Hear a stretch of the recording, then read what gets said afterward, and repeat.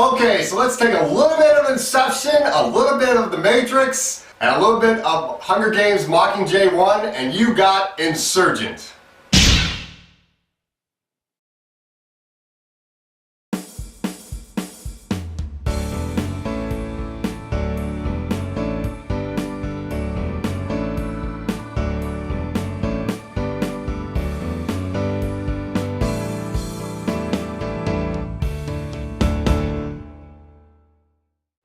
Insurgent, directed by Robert Swanke, and this is the sequel to Divergent. Now, Robert Swanke didn't direct the first movie. Neil Berger directed the first movie. He did a pretty good job, and Robert Swanke does a pretty good job with this movie.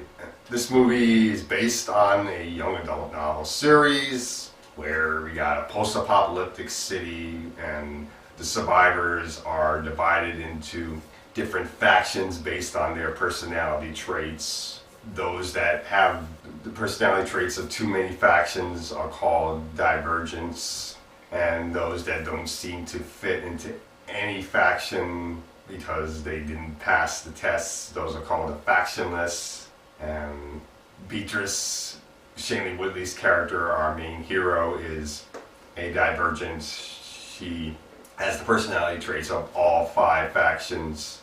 She and her love interest 4 and her friends have been living in the Amity faction, which is the peace-loving faction, and that faction is led by Joanna, played by Octavia Spencer, who's pretty good in the movie, but she's not in the movie that much. And the evil Janine, our villain, played by Kate Winslet, who looks very much like Hillary Clinton. That's weird.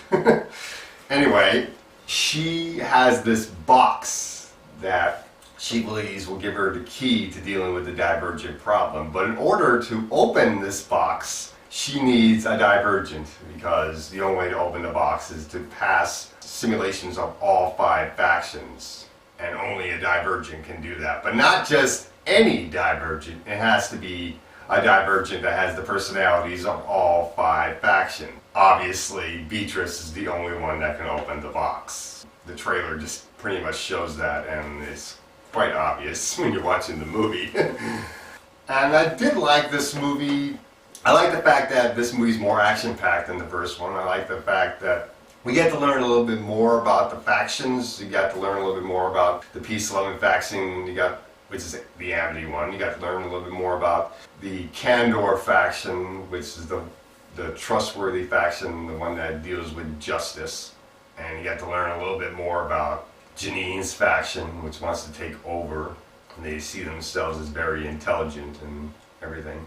And I did like all the actors' performances. Shailene Woodley's very good as an action hero. It's cool to see that she has range, because in the Spectacular Now and Fault in Our Stars, she's very dramatic, and in this movie she shows that she's able to handle action scenes as well, so that's pretty cool.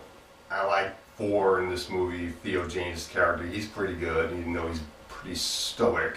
And Jai Courtney is very good in this movie too, even though he doesn't have that much screen time this time around. Miles Teller and Ansel Elgort, they're very good in the movie as well. Zoe Kravitz is very good. We got a new character, Naomi Watts, who leads the Factionless Rebellion. They want to take over, and Evelyn wants to become the new leader, but 4 thinks that she's going to be no better than Janine. It's going to be like choosing between the lesser 2 evils. Yet they see that the only way to defeat Janine is to join forces with Evelyn's group of factionless people. And that was very good, that part of the movie. And it is cool when you see Beatrice after she gets captured by Janine, and she has to get hooked up into the box and go through all the simulations. That part was very cool. And when she's hooked into the box, that part felt a little bit like The Matrix, and the simulations felt a little bit like The Matrix, a cross between The Matrix and Inception. And the whole thing with the factionless people wanting a rebellion, that part felt like Hunger Games Mockingjay 1. So it is a little bit weird with that, but I did like this movie, and it's very watchable. I'm going to give this movie a B-. It's worth checking out, and that's all I gotta say about Insurgent.